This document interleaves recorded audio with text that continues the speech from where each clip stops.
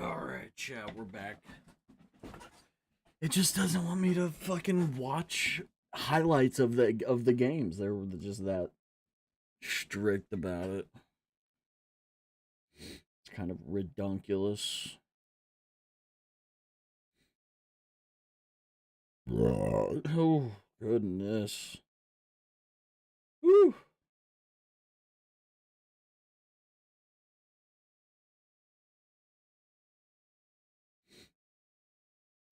But we're back. We're here. We're live and alive. We're live and alive. Can't watch highlights though because it's just like no, you can't do that. Sorry. Which I get it. The Grinch Stole Christmas. Why is there racism in my Christmas movie? That's funny. The comeback of Joe. See what's going on in Minnesota land. Are the Vikings gonna mount an epic comeback? Does not mind throwing Justin Jefferson in harm's way. Somehow Jefferson avoided that one, but he's like, I don't care. Just throw me the ball. They overcame. What was that? Just like first or second 25 or whatever it was. Where is my super suit? Oh jeez. Oh jeez. I still need to react to the final episode of what's it called? Rick and Morty.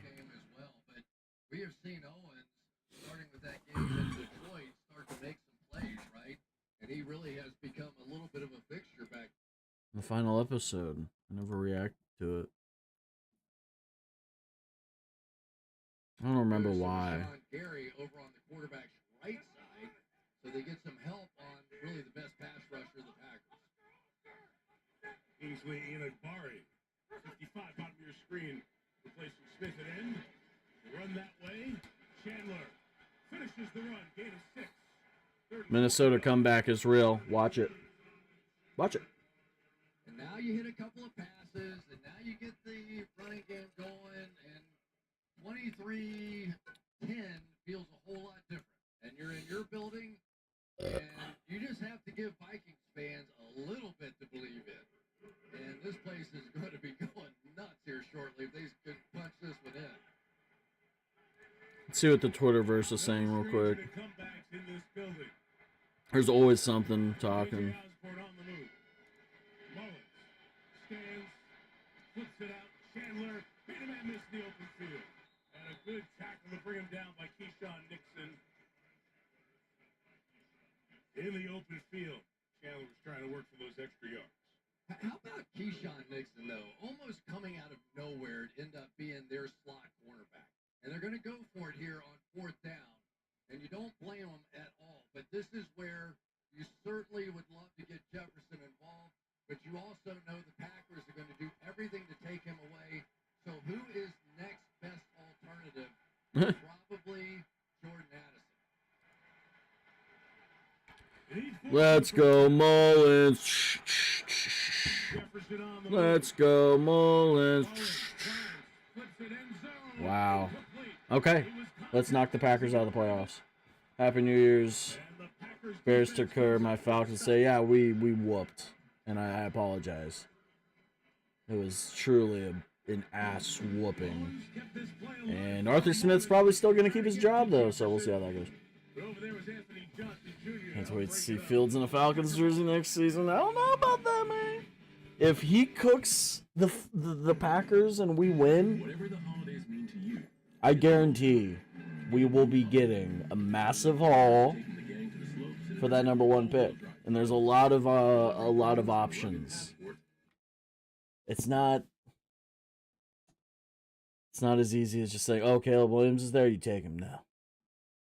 If Justin Fields can continue to play like that, and today was a good test in the conditions against the top 10, at least scoring defense. You guys have players, and I will say that you do, like, from what I've seen, you have a good defense. The offense, for the most part, like us, has been mediocre. But until the last few, since Fields came back from his injury, he's really stepped it up. And a week ago, I was in the Caleb Williams camp, but I was also I've been in the Fields and Williams camp. I'm like, I'm in for whatever Ryan Poles thinks is right. And I'm definitely in the camp of Justin Fields. Now, if you're not on Bears Twitter, there's a lot of annoying people on there. Terms thrown around like Fields Colt, which is just a weird thing. That's insane. That's hilarious. Or like the Caleb Williams click or whatever, the Williams Caleb click. I don't remember. It's really weird. It's a whole civil war, and it's gonna be one during the off season. It's gonna be incredible.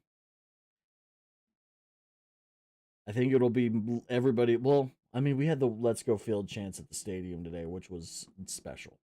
And Ryan Poles and Kevin Warren heard that and were like, he's showing up today. The fans are loving it. Why get rid of this guy? Everybody loves him. And if the argument is resetting the quarterback clock or it's a business, they'll have to deal with it. It's like, yes, it's a business, but it also has a human element to it. And if Fields performs like he keeps performing, then there's a big decision to be made. And then if Fields performs against Green Bay, everybody's back. No, Green Bay is cooking Minnesota right now, though. Man, it's gonna be a good game next week. I have a feeling they'll put either Green Bay and the Bears on Saturday, or they'll put it on Sunday night, or they'll put it on Fox at 3:25. Most likely. If they want to literally repeat what the Lions did last year and just do Sunday Night Football, the Bears win in Lambeau and knock the Packers out of the playoffs, that will be peak.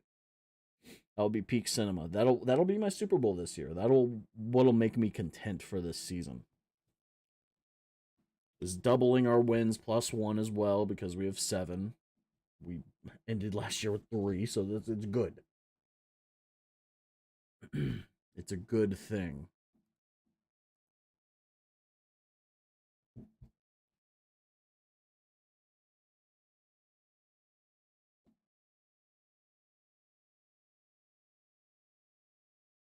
It could get up, but it go the ball.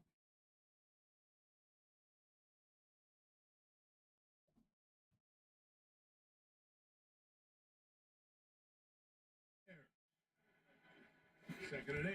Have to win this one for that to matter. Romeo Dobbs almost had it. That would have been a great catch. Holy shit. Got the late separation from Mekhi Blackman. It's incomplete. I love watching Jordan Love play, and it was an interesting conversation, wasn't it, with Matt LaFleur?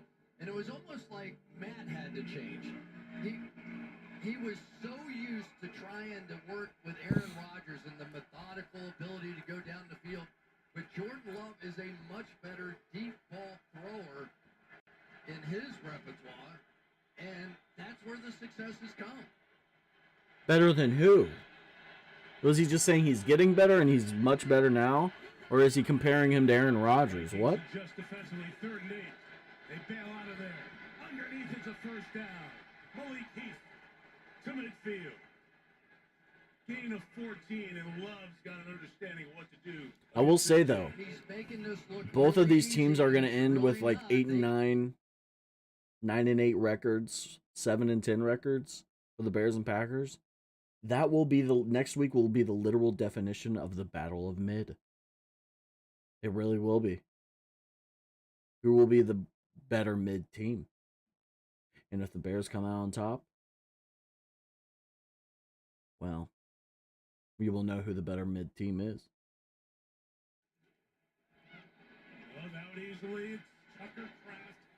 They are. Jordan Love is cooking this Minnesota defense, though. Right at the 40-yard line. And that's a first down for Green Bay. And Mike, one of the things that they do is that they'll rush 6 different people here, but then drop back, and they'll have somebody here and somebody here, and then 3D people. And so there are massive holes on the outside of that look. So when you're trying to bring that pressure and still play a zone behind it, you're just going to have big gaps. And so far, a very calm Jordan Love has been able to take advantage of it. Aaron Jones, he'll get nothing. I enjoy in our preparation cycle every week is as you've watched the team, something you see, something you notice. And early on, we talked about Minnesota, you're really fascinated by what Brian Flores was doing because there's a little bit of a wrinkle on defense with all that pressure, yet not the man-to-man coverage behind it that really puts the defense in peril. Well, and Brian Flores had to adapt. I mean, because he didn't have the corners to go play man coverage. So he's playing all these pressure looks, and he's creating zones behind it. But if your quarterback doesn't lose control out there, there's ways to beat that easily.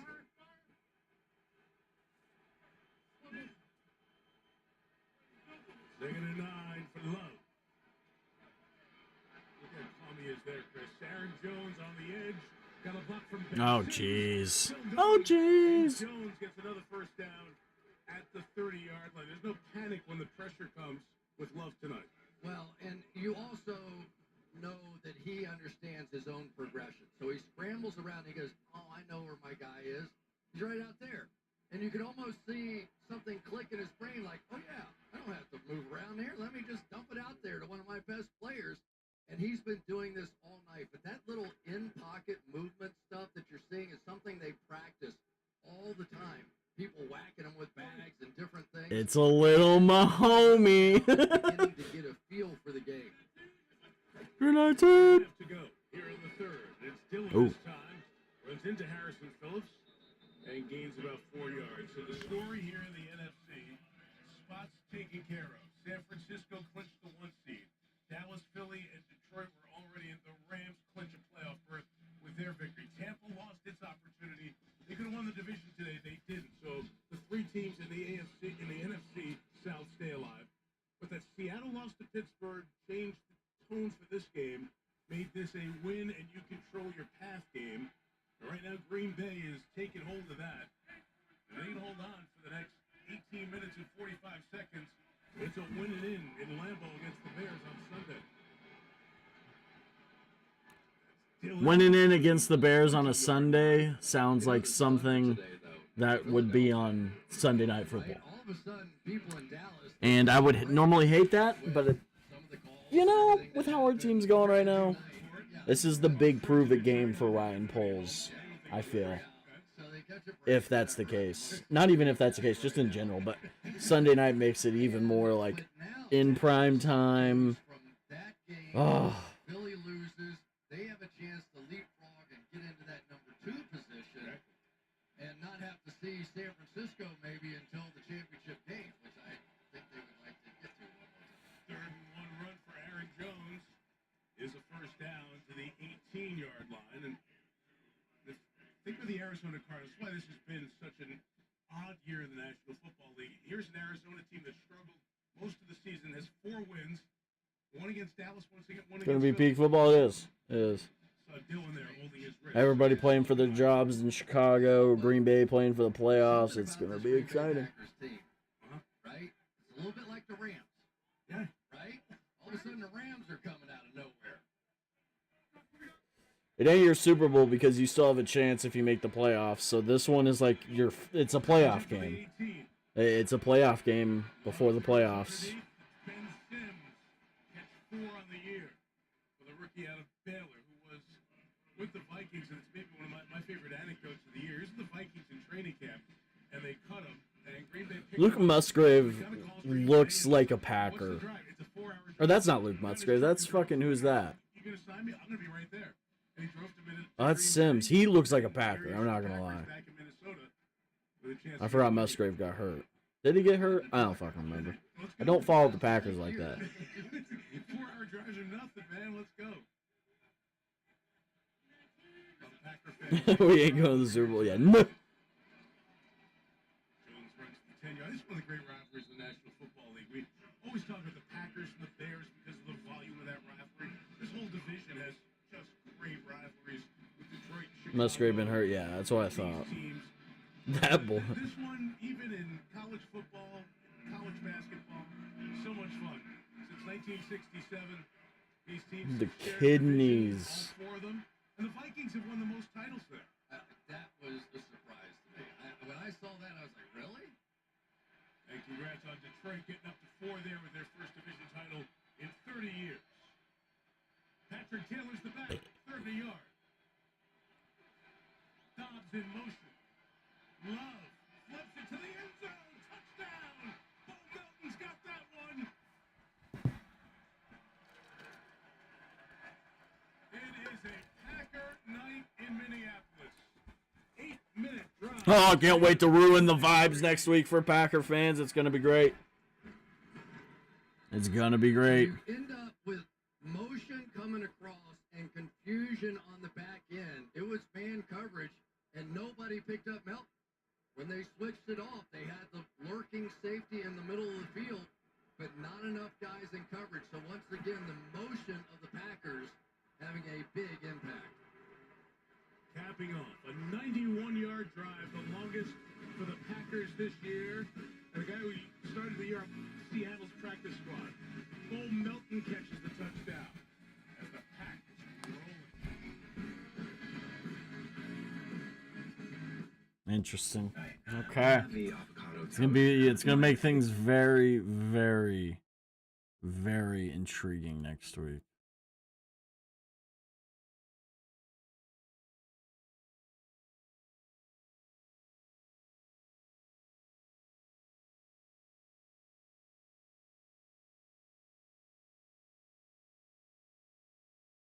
So only the Bears can stop the Packers from making the playoffs. No pressure, Coach Floosh.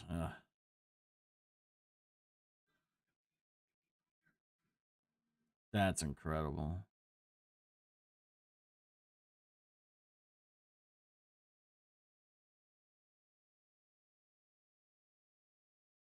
Fields gatekeepers. That's that. Okay, that one's funny. What's up, Bears fans? Nicholas Moriano here at Soldier Field, following the Bears' 37-17 victory over the Atlanta Falcons. I say he has a tough decision because of the way Justin Fields played today. Over 250 yards passing and a touchdown pass to DJ Moore. No interceptions on the day. 45 yards rushing and a rushing score. And think back to all the plays he made today. That 3rd-and-8 run where he should have been dead to rights 3 times because Falcons defenders had a chance at him. He somehow makes a play happen, Houdini-like, and gets a first down. The touchdown pass to DJ Moore, pinpoint accuracy in a tight window, makes a throw, makes a correct read, and ultimately makes a big play for his offense. So Ryan Poles just needs to ask himself this question. Is the quarterback really the issue with this team? And does a rookie quarterback in the future give them a better chance moving forward? All bigger picture questions that Ryan Poles definitely needs to think about because Justin Fields only solidified. See, that's the question. That's the one question where you look at it and you're like, after everything they've been through this year, the adversity they've been through and winning games now, proving that they have some form of, they're clicking. Offensively now, defensively, of course, been clicking and continues to prove themselves. And Matt Eberflus as a defensive coordinator. And Montez Sweat wasn't even like fully, he made some big plays and he was a part of one of the interceptions, but he wasn't like going crazy. He had Javon Dexter going crazy. Andrew Billings was pushing people around. And how all the locker room feels with that team. The locker room loves that dude. And are you going to break up that chemistry for a rookie quarterback? And I get it. The draft people say he's generational. But maybe the haul you get is even more generational. Because Ryan Poles knows how to fleece. He proved it with Carolina. You saw the video of David Tepper throwing fucking his drink at a fan. I think it was a Jags fan. I'm not totally for sure. But he fleeced them. And DJ Moore, career high now on his first season with the Bears. Him and Justin Fields, that chemistry. And Cole Kmet has been balling. Everybody else, not so much. Like Mooney and Tyler Scott. But imagine the haul you get. Trade down a couple to Washington, take Marvin Harrison Jr. You get more first-round picks, a second-round pick, maybe a player, Marvin Harrison Jr., Brock Bowers, Jared Verse. a sinner. Ryan Poles has a decision to make that he's gonna cook. He's gonna cook. That's all I gotta say. Oh, that gets me in mock draft mood now. Let's do some mock drafts. Oh, let's do it. You know what I mean? It's good content. It's legit content. It's real. We have the number 1 pick.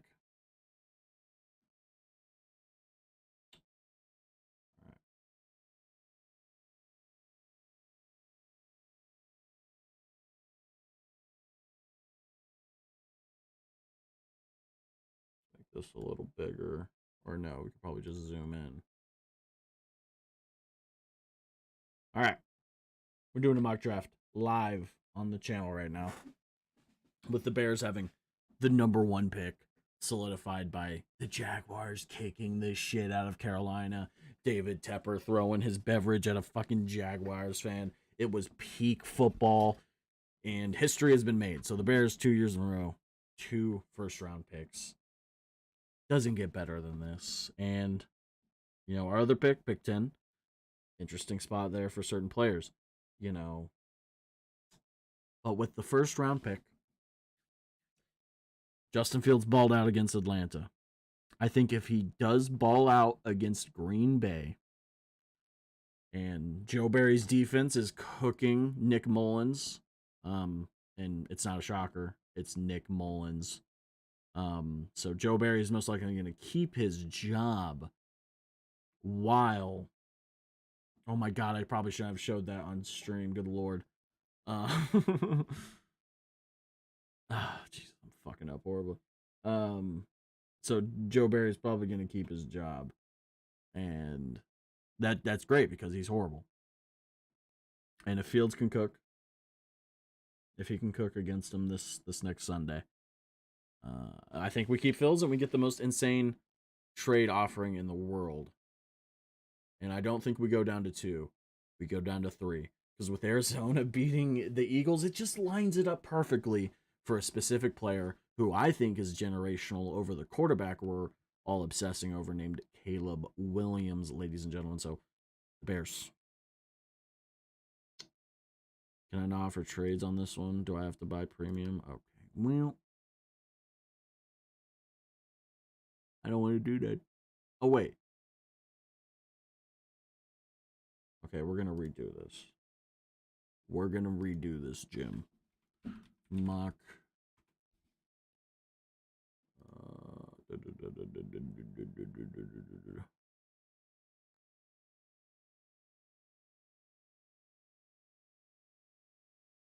See if this one's better. Okay, your own mock draft. Chicago. 24. 7 rounds, of course. Normal. Standard trading. Enter. Okay, cool. Coolio. So let's redo this. Get a good zoom. So, of course, like I was saying, I think we trade with New England. Let's make a beautiful, wonderful trade. Any down to 3, 1. And then they can give us that and that. Too much? Too much.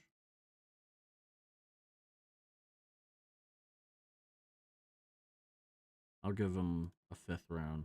Okay. I'll give them a 4th round. Okay. We're going to redo that because that's not exactly what I want to do. Okay. Get rid of that. Can I delete these ones now? Hopefully that resets it. Okay. 1 down to 3. That. And probably what else? What would you think would be a 3rd round this year? Too much? Okay, what if we gave him our 4th? And a 5th? And a 6th? Okay. The only thing I don't like about this is I can't click off of what I want to click off. This shit is ass. Back. 1, 3, 1. I think that's fine. That'll work. We can do that. And then, yeah, let's start. New England takes Drake May. Gonna reject all these offers. Washington takes Joe Alt, which is exciting. They don't take Caleb Williams, really? That's unrealistic. Okay, I'm taking Marvin Harrison. Malik Neighbors. Caleb Williams is dropping. He dropped to Atlanta at pick number 9. This is predicting that he's gonna. Interesting. Okay. Very weird. Very weird. Caleb Williams dropped all the way there. Jaden Daniels went ahead of him. Even Drake May. Kool-Aid McKinstry, Brock Bowers, Olu Fashanu, Malik Neighbors. I think the best player that you take, I would say, is Dallas Turner. Nate Wiggins is also a beast. Let's just do Dallas Turner.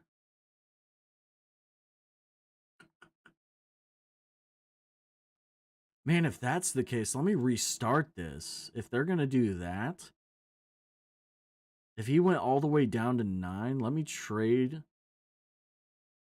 with somebody else. Because that's hilarious. Trade with Raiders that are at 11. Okay, let's do that. That.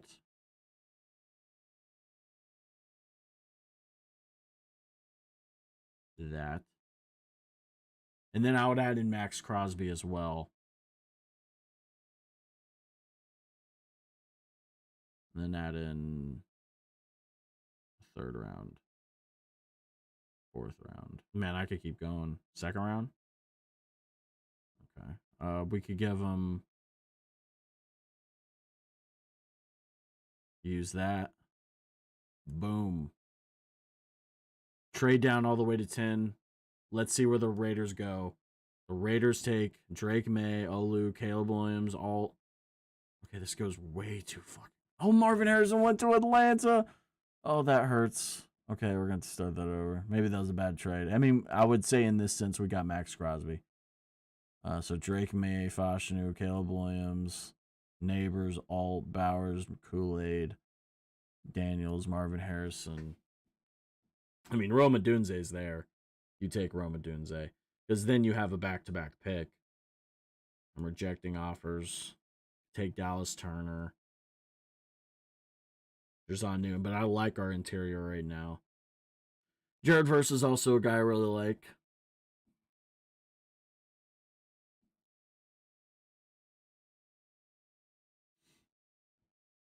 I'll probably have to train down a little more, but I like Robinson here. He's really good at edge rusher.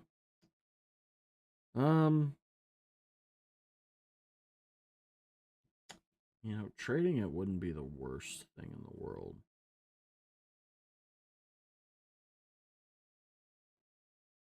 Got Roma Dunze. Technically picked up Max Crosby in my hypothetical trade. So let's make another trade. And let's make one with.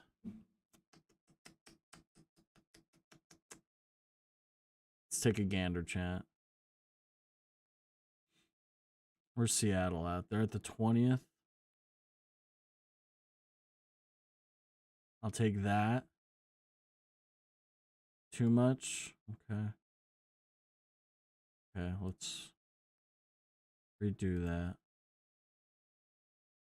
Let's say we get Max Crosby in that hypothetical trade. We don't need to get anybody at this because we have our good cornerbacks, 2 edge rushers. We could trade down.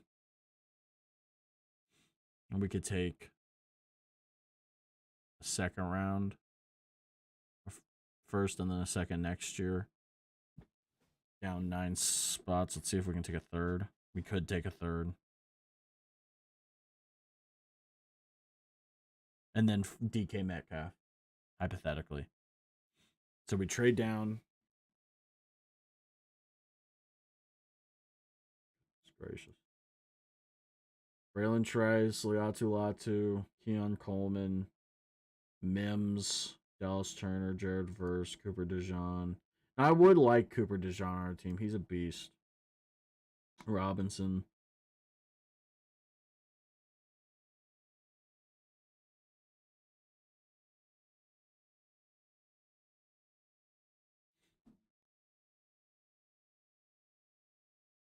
Nate Wiggins. Nate Wiggins really, it would be good depth. We'd have a really good secondary. We really would. I think Braxton Jones is fine at out, tackle. We need interior guys. Um D Rob. I'm gonna go take another edge rusher with Max Crosby. Honestly. I'm not against it. That defense would be crawling. Here's our second pick. Take Bo Nix to give Field some competition. I wouldn't necessarily be against that.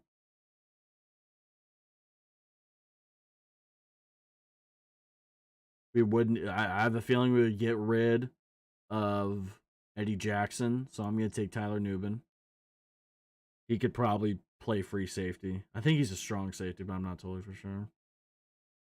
I saw Chris Jenkins go in the first round. Wow. I thought he would be a second round guy, honestly. Okay, I get it. It goes way too fast. Jackson, Blake Corum in the second round. Or no, third round, sorry.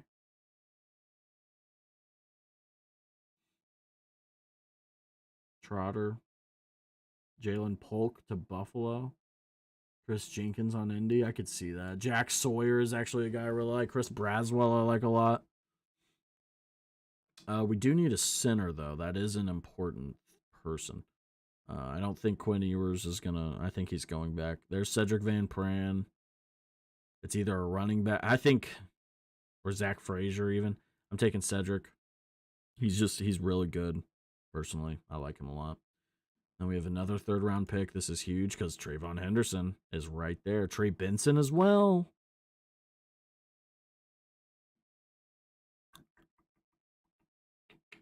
Braylon Allen, I don't mind either. I like Will Shipley too. Cade Stover. Cooper Beebe. Ooh.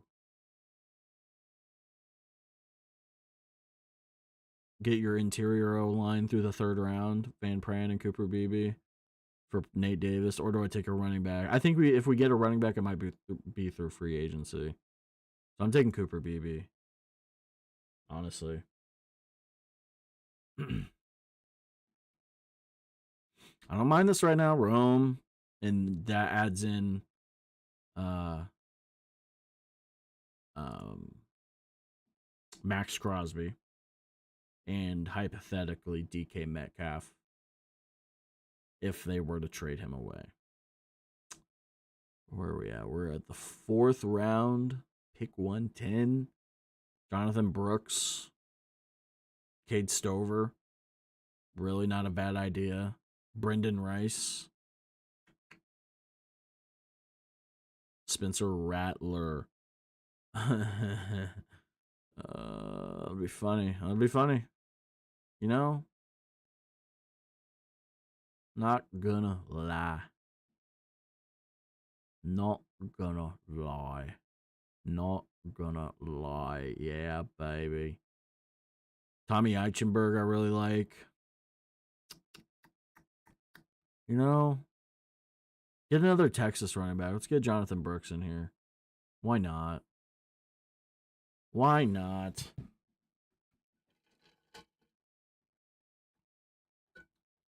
Depth at running back is important. Brendan Rice. More depth at receiver. I'm taking it. 100%. Don't let him and Caleb, be a duo in the NFL as well. Because I think that would be really good. Not going to lie. Um,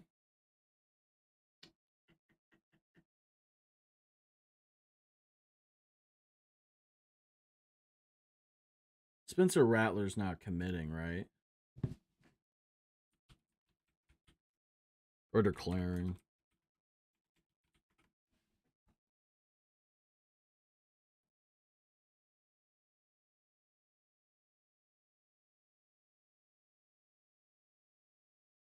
He is declaring, so that is real. Okay. Um, Fuck it. Maybe low competition in there. Why not? Why not, chat? So, there it is.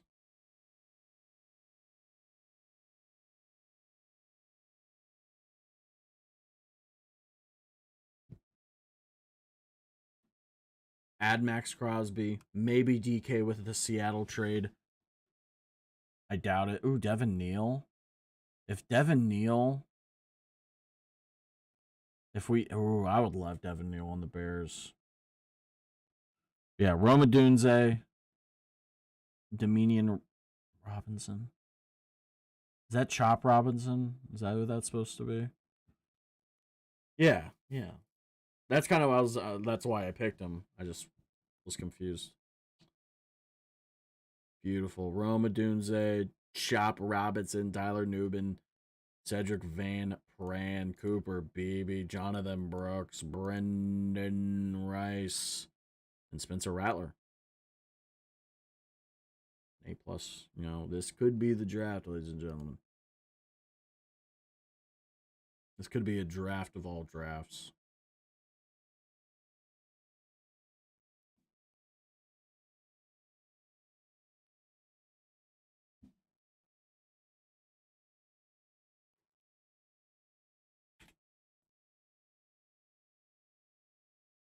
I want to post this mock draft, ladies and gentlemen, on Twitter and see if it gets a little bit of recognition. You know, people eat up mock drafts. I wouldn't be shocked.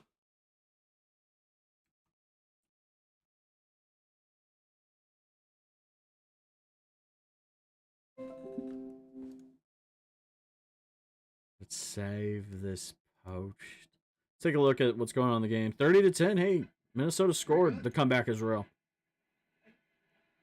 Oh, they're already near the red zone. Time out there.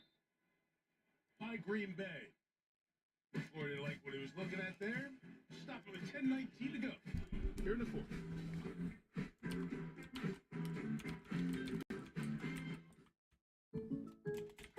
Patrick, Schaefer State Farm, explain this bundling thing again. All right, Coach Reed. Let's say these fries are your car, right? And And this burger is your home. Okay. it can be more affordable if you bundle them together. Kind of like a combo meal. I'm like a combo meal. Explain it again with those nuggies.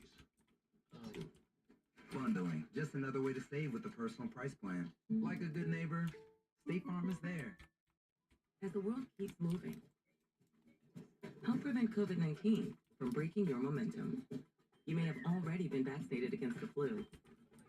But don't forget this season's updated COVID-19 shot, too. You are not related. There's no ancestry connecting you. God damn it, no, I don't want to open Photoshop. You work at it. You keep going. You may not be brothers and sisters, but if tough were a gene, you would be.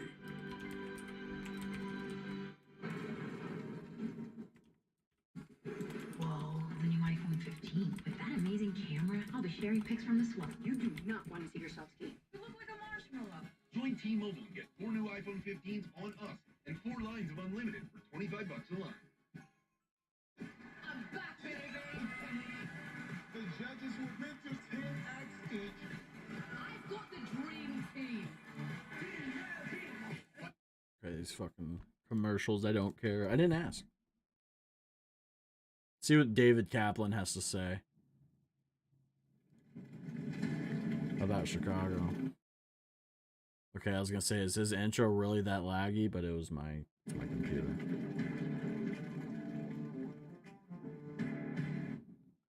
Welcome to the recap of the Bears' 37-17 victory over the Atlanta Falcons at snowy Soldier Field on Sunday. I'm David Kaplan, brought to you by your Chicagoland Chevy dealers.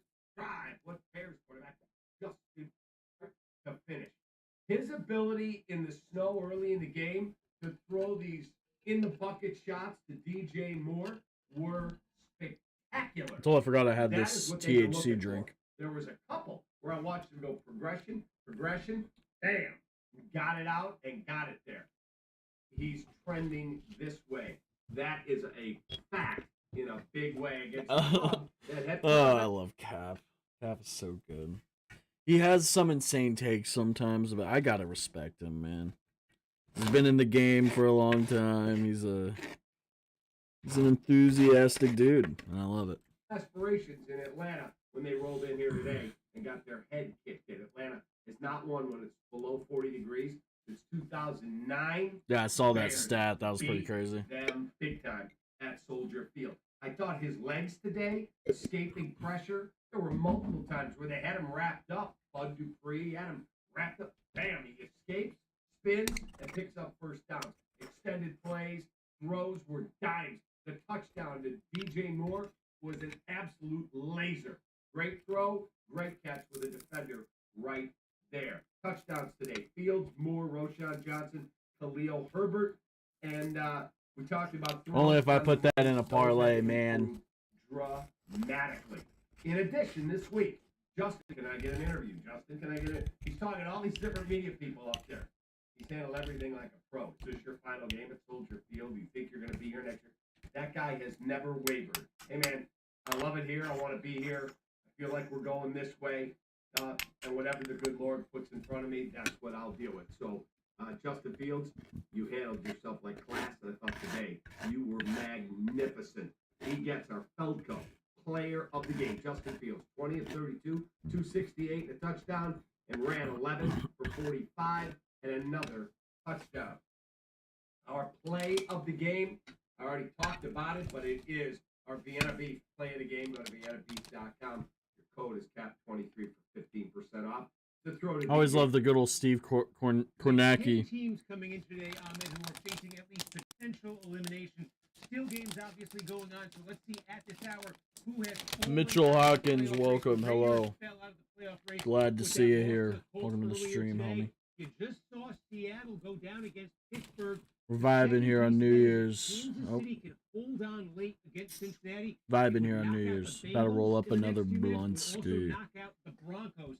Again, that's if Cincinnati can, if Kansas City can beat Cincinnati in these closing minutes. Also, the Bears, they won today, but unless the Vikings and the Packers ends in a tie, the Bears will be eliminated. So we'll which is depressing. Eliminate them for right now. Otherwise, these teams are all still alive. The Texans emerge controlling their own path to the playoffs.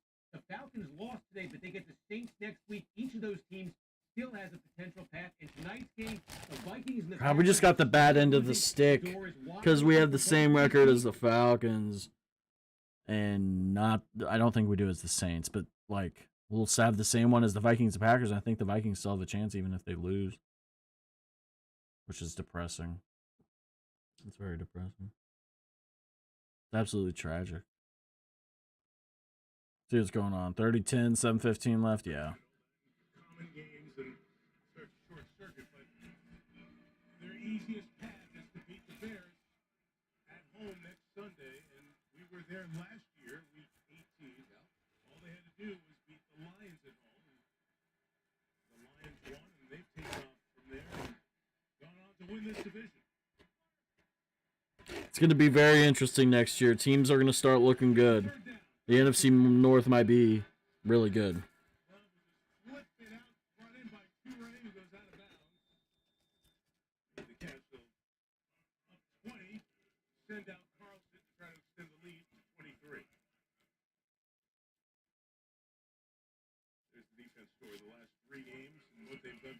Oh, Oh, the defense the last 3 games was awful under Joe Barry. Fucking trash.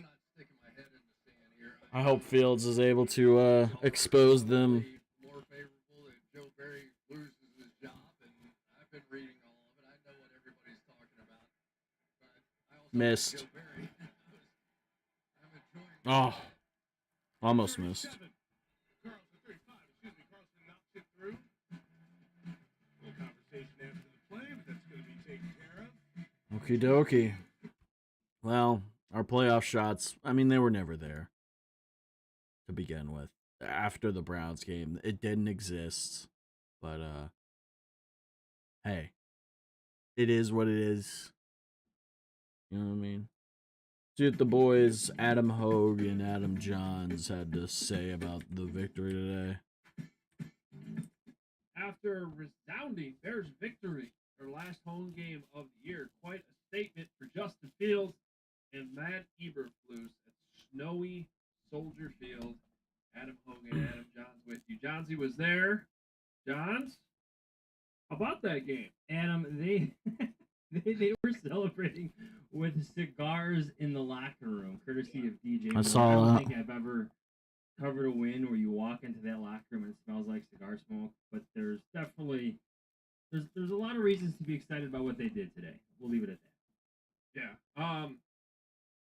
So let me ask you this, because you were there, I was not. I'm trying to follow everything from back here at our CNCO studios, but it sure felt like this turned into a game that was not just Justin Fields like fighting for his future, but one in which this entire team felt like they were rallying for Justin Fields and his future. I'm basing that off of just how some of the comments afterwards seemed like, and you got DeMarcus Walker's on Twitter right now. That's my quarterback. All this stuff. It seems like there was, that this was a statement by the entire team that had their quarterbacks back. I think the best way that I would put it is that we want Justin chants in the stadium, right? We all heard them. Fans really got into it. There are multiple rounds of those chants. I think there's even like a "We Want Fields," so there's different versions of that chant. And the players definitely heard them, right? So of course that came up in conversation with the media afterwards, and it's where some of those quotes came from. They were asked specifically, like, "Did you hear the 'We Want Justin' chant?" And a lot of players were like, "Yeah," and I agree. I want Justin. We all want Justin. One by one, they all said that, from Javon Dexter to Montez Sweat to Jalen Johnson. Like, I'm going through the locker room in terms of the media scrums I was involved in. That was the vibe there. It was a vibe of that was based on victory, but of course they want Justin. I think that's been a recurring theme and something that Ryan Poles has to consider. But if I had to sum it up, like, that's how it happened. That's how it came to fruition, just in terms of some of the quotes we're seeing. Doug Dyer pointed out, "We want Trubisky chants have never happened." I can't recall any of them. Yeah, I don't think that ever did That's a good happen. point. I agree. Well, it seemed like post game there was definitely. Damn it. Just, I don't know. Give us the vibe. Was this how? Because I kept trying to make the point this week that I feel like these last 2 games matter. They matter for coaching staff. I mean, hell, if Luke Getsy, we thought he had one foot out the door, he made a case for his job today too. He did. He called a Ryan Poles decent was telling game. everyone, the whole evaluation matters. Like, decisions aren't made until you get to the end. You got to take every snap into account. Today just felt very meaningful for a lot of different people. The best way to put it is it's better than the opposite. If the Bears stunk it up, and there was like glimpses of like, oh no, maybe the Falcons have a really good plan here. They're bringing trick plays out on like their first snap of the game. Like, things could work for the Falcons here, and then they quickly didn't. The Bears looked like the better team from start to finish. I think it's a reflection of, yes, Luke Getsy and Justin Fields working well together, but then also the defense that Matt Eberflus has built. I mean, Taylor Heineke, well, he's Taylor Heineke, but he looked overmatched. He was 10 for like 29. He looked awful today when Justin Fields was able to complete passes through the driving snow. The conditions weren't ideal, fair weather have you. But Taylor Heineke looked completely overmatched by that Bears defense. So if you want to vibe, you have a lot of young players feeling good about what they're doing on the field right Yeah. I'm even seeing tweets from Darrington Evans right now. Wow. I saw that tweet too. I was like, oh, he's got to come back. Dolphins again? now. Well, they got smoked today. The Dolphins So I did think a get lot of people smoked. coming to I think the Ravens are the Super Bowl favorite for the AFC. The NFC is really wide open. I mean, the Niners, sure, but they're not for sure either. Still alive for the playoffs, and it's got a little confusing right at the end of the game. Let's take a look at what's going on here. 33-10. And now this is getting crazy. The vibes are completely One of the low things for the Minnesota. had to happen to maintain and protect them. The Steelers had to go into Seattle today and win. They just finished the Seahawks off. So the Steelers beat the Seahawks. The Bears Vikings got a alive. flag, Here's wow. the bad news. And I've not been able to confirm this myself, but I know Jason Leisure tweeted this, and I've seen this in a couple different places. Someone told us about this in the middle of our show earlier, too. Right now, it seems like the only scenario in which the Bears could get in is if the Packers and Vikings tie tonight. So that seems very unlikely that it would play out that way. And I'm going to go as far as to say is if they somehow get a tie tonight, the Bears are going to go on to win the Super Bowl. That's the stuff of destiny. Yeah, literally. The Giants, like, they had it for a little bit going, right? Because you needed the Giants to beat the Rams, right? Otherwise, I don't think they would have needed a tie tonight. No, not at all. If Mason Crosby makes that field goal today, their Bears would be going into Week 18 now after the Seahawks lost, still alive. Now they There's need Mason Crosby just sticking it to the Bears again in a different way. That's what I said live in the moment, reacting to will the say kick. this, I was so pissed. As the chances were that the Bears were going to make the playoffs just to begin with, it was a conversation amongst players in the locker room after the game. Like, they were checking on scores. Eddie Jackson, for one, was asking about certain scenarios. So that conversation was still alive. Now you could probably shift to, well, let's just go finish this off against the Green Bay Packers. But keep asking me about a vibe. Like, here's another conversation point, throughout all the scrums. Like, this is the happiest. Okay, so the Packers and Bears will not be on Sunday night. It'll be the Bills and Dolphins for the AFC East Championship. Hey, I'm okay with that. I'm okay with that. Let's see if the schedules have fully come out.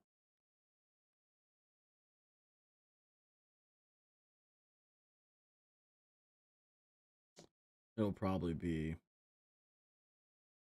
a 4 p.m. game or 3 p.m. game Saturday.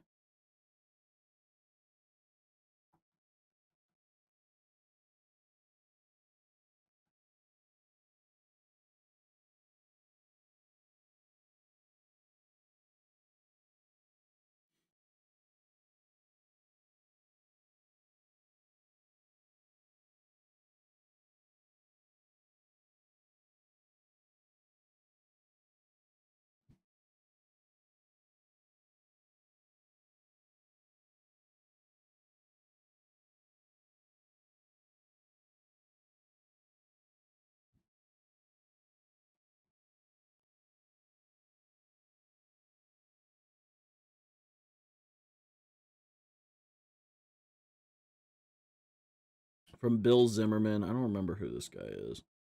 Oh, yeah. Windy City Gridiron. This guy says, heard a quote from a very well-respected analyst today off the record, so I'll withhold the name. If the Bears have the number 1 pick, there's literally nothing Justin Fields can do in terms of performance the rest of the season that would prevent them from drafting Caleb Williams. I highly disagree.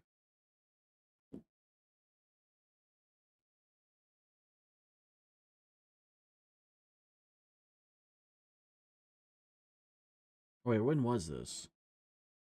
Oh, this is October 4th.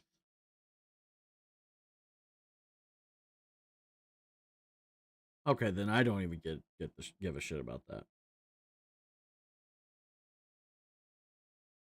That was literally the 3rd week of the season, 4th week. So I highly disagree with that.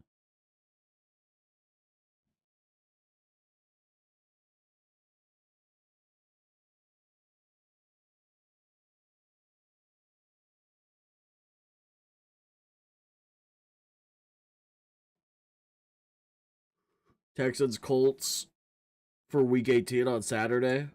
That's exciting. It's definitely exciting.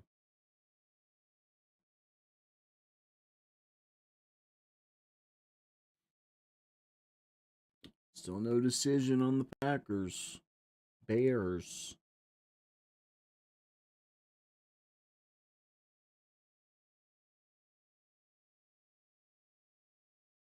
Man, 2024 is on the way.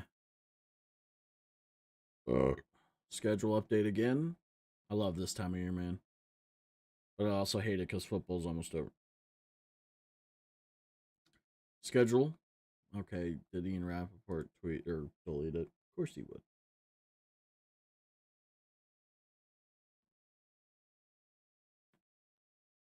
Jade Reed apparently got hurt earlier.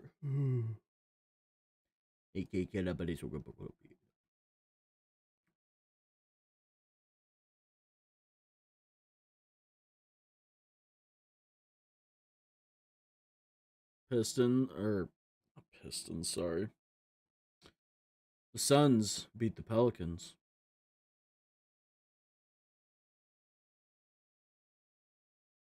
Bradley Beal, 25 points. KD at 31. Steelers Ravens will be at 4:30 Eastern on ABC and ESPN on Saturday. Somebody goes, hopefully Dallas versus Commanders is a 2 a.m. game. Oh my god, that's true. Sam Howell is going to throw for like, what, 4 interceptions? I guarantee it. CJ Stroud getting prime time. That's awesome. That's sweet.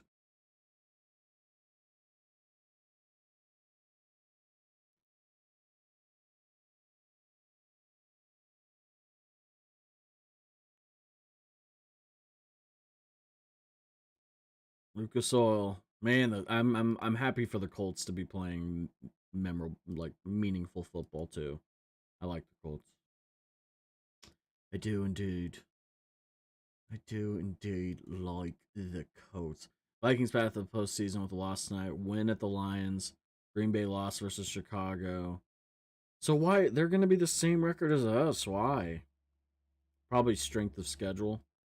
I would assume. Mullins looks, scrambles. He's going to throw it to the end zone, and the Chicago Bears Week 18 matchup is set. Or is it? Did they delete the tweet? On CBS at 3:25. So where are we getting? Jim Nantz, Tony Romo?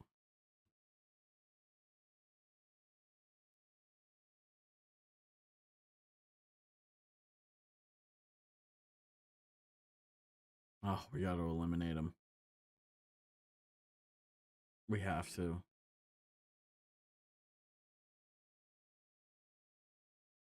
We have to, right, chat? It's going to be peak. I just hope it's a good game. I hope Justin Fields balls out and it's a close game, regardless win or lose. Lose, we get a better draft pick. Win, it's really good going into next year.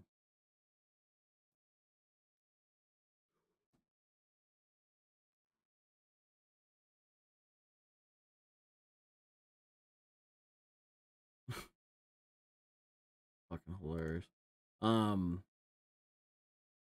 The schedule, the full schedule, has now been released, ladies and gentlemen, courtesy of Tom Pelissero. So the 2 Saturday games: Steelers, Ravens, Texans, Colts on ESPN. Joe Buck, Troy Aikman, Jim. And then the noon games: the Jets, Patriots, trash. Falcons, Saints, trash. Tampa, Carolina, trash. Vikings, Lions, trash. Bengals, Browns, trash because the Bengals got eliminated. Jags, Titans, trash. And then the 3:25 games. Bears, Packers. It's going to be peak. Seattle, Arizona, trash. Eagles Giants. Eagles are gonna lose to the Giants, and it's gonna be great. And then Dallas Washington game is gonna be awful. It's gonna be awful. Broncos, Raiders, trash. Rams, Niners. It's a good game right there. It's gonna be a good game heading into the playoffs. Chiefs, Chargers, trash. Absolutely awful. And then it's a good game right there. Dolphins, Bills. I mean, there's a chance if the Bills lose, they might not even make the playoffs, which is realistic. That's insane.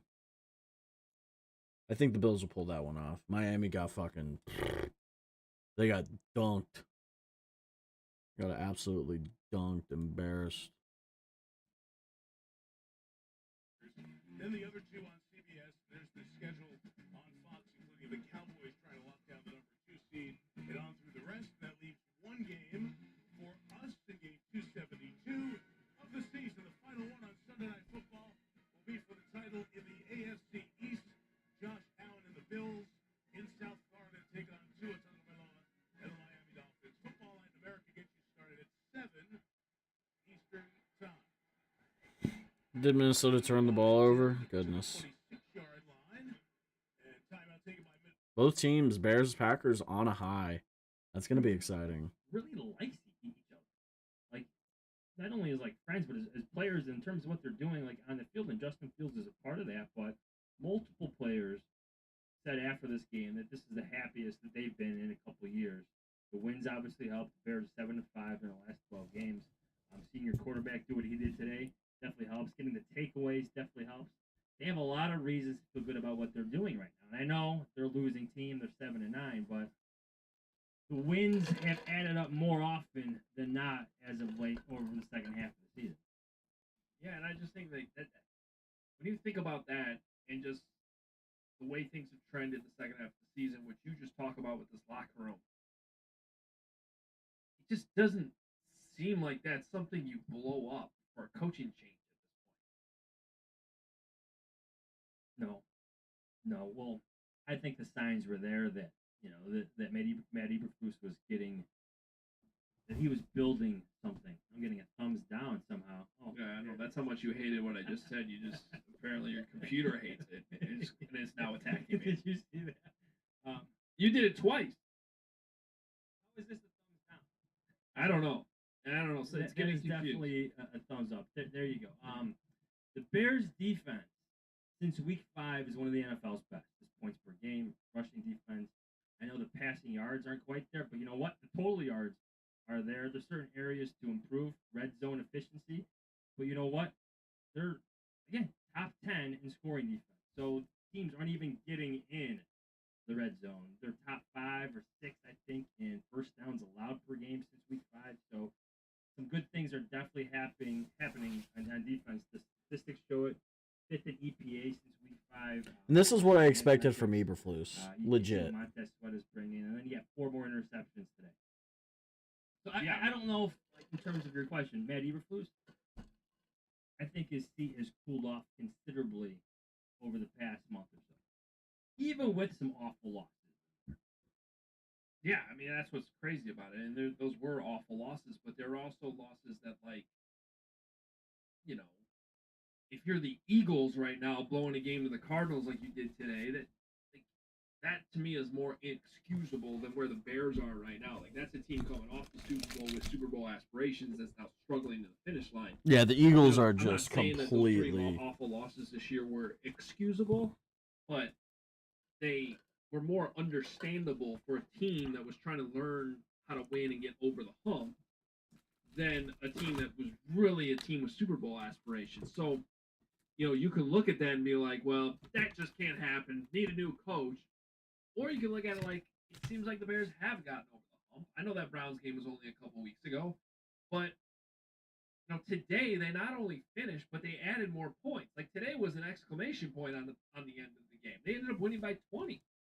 20 points. Again, how often have we covered such games? It's like, if you wanted to rationalize those losses, like the Broncos, I know they just benched Russell Wilson, but they kind of turned their season around, right? Became a winning football team. The Lions, one of the best teams in the NFC. Your division leader in the NFC North. Okay, Jared Goff having another good season. Ben Johnson probably gonna be the hottest The hell coaching was that candidate out there noise? after the season, right? Then you got the Browns. The fuck?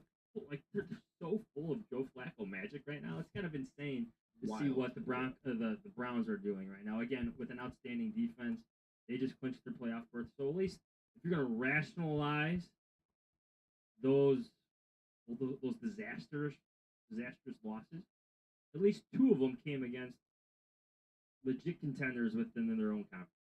I would move the Browns into the Browns into that conversation in the AFC if Joe Flacco continues to do what he does.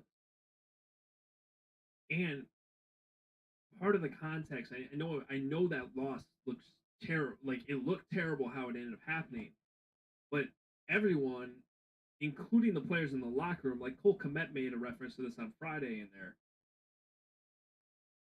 They all walked away from that game feeling like they were better than the Browns. And you could probably make that argument with how they've been playing. I mean, what sucks, John's, about the fact that they're not. It's not a fact right now, I guess. Let's get wild tie tonight. But the reality is they're probably not going to make the playoffs. They actually would have been a somewhat dangerous team had they made the playoffs. Like if you're the Cowboys right now, because they're the 2 seed, like that would have been the game. Would you feel good about the Bears being your first round opponent? The Bears definitely have that vibe, and I think they've had this for a few weeks now of that team that no one wants to play. Their defense keeps things close. They force takeaways, and their quarterback, while inconsistent as a passer, has these flashes of just like wow, like 3rd and 8. I thought he was sacked twice in the backfield against the Dolphins. Spins out. Yeah, Like, I legit was like that other cringing, quarterbacks- and then he got out of me and my dad Those jumped out of our flashes seats. We're like, what of the wow. fuck?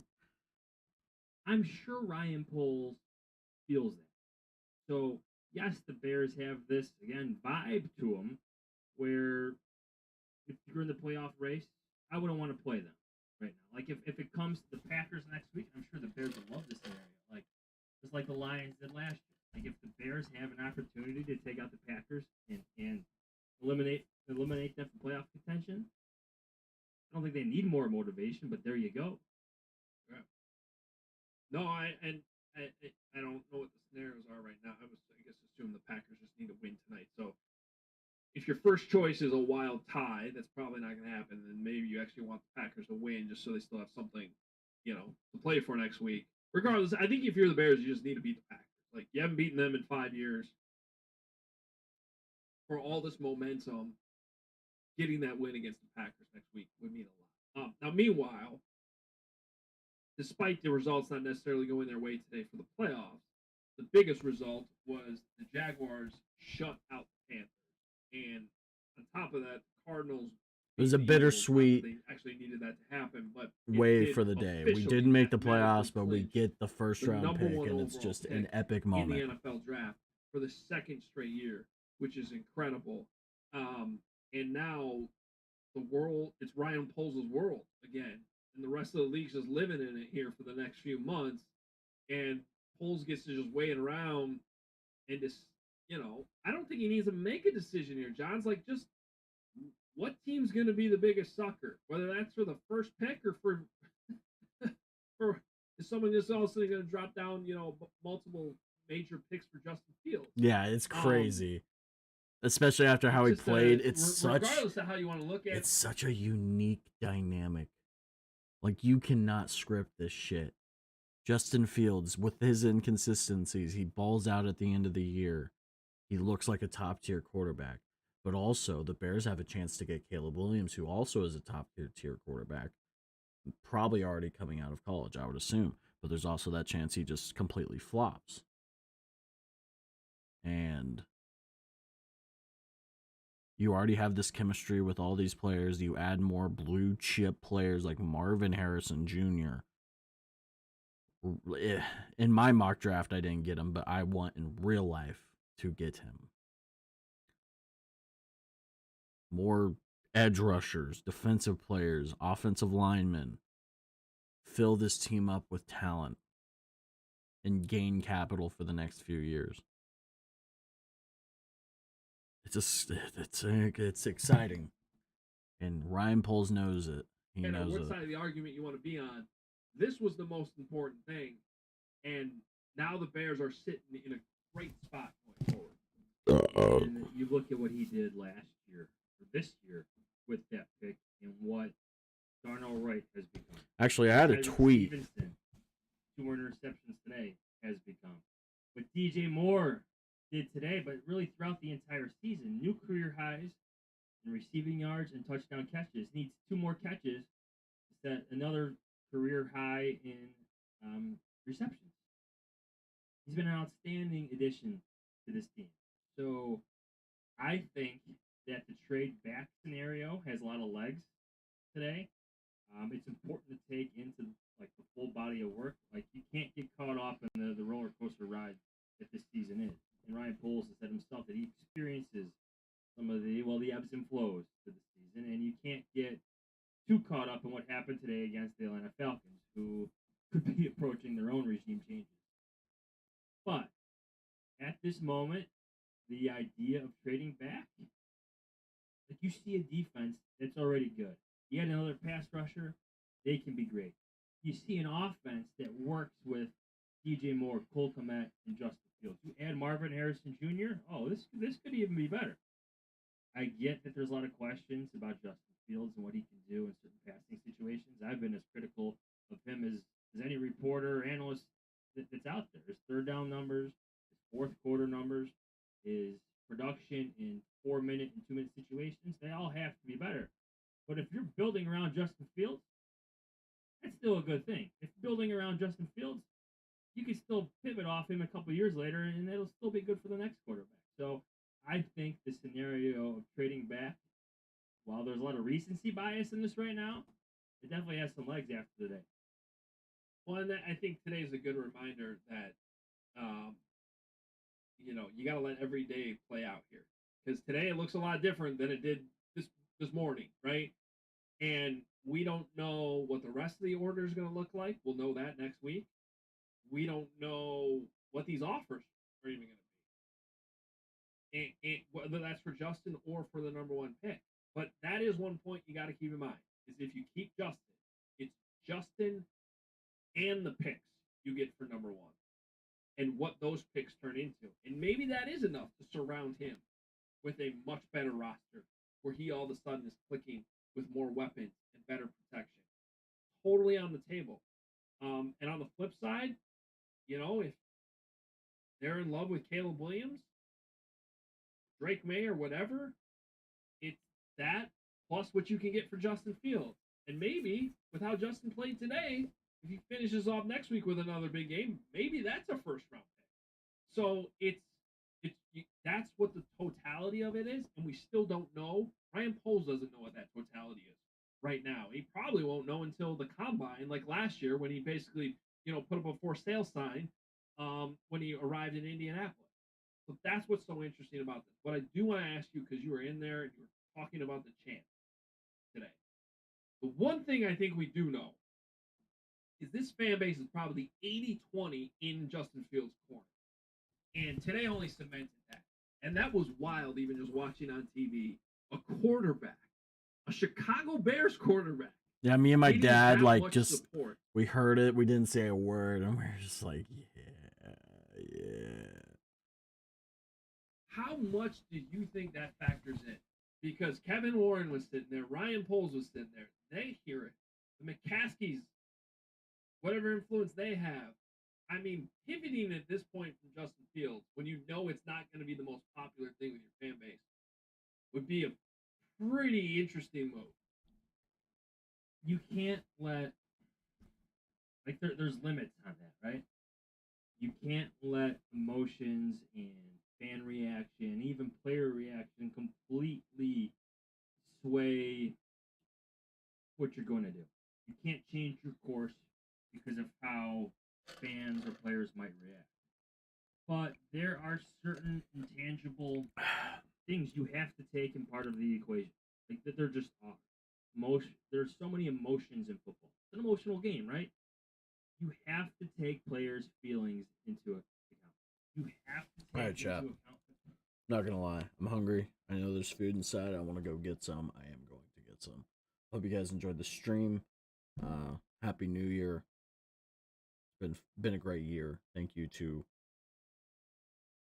whoever's in here, been watching. Appreciate it a lot. You know, we'll have big things for 2024. It's gonna be great. It's gonna be great. Yeah. Happy New Year. Have a great day. Anybody watching the stream on like after is whatever. Hello. Happy New Year. Hope you have a great year, day, hour. Just living the